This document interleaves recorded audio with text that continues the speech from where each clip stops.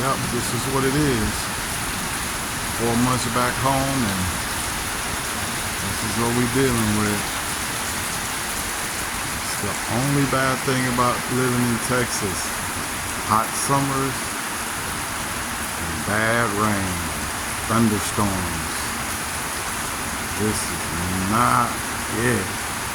I think I'm gonna see Washington sometime soon because I don't want to be here during tornado season. Dang. That's nasty.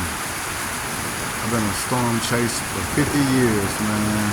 I ain't really had no choice living around these parts. Yeah. Let me get my butt back in if I get struck.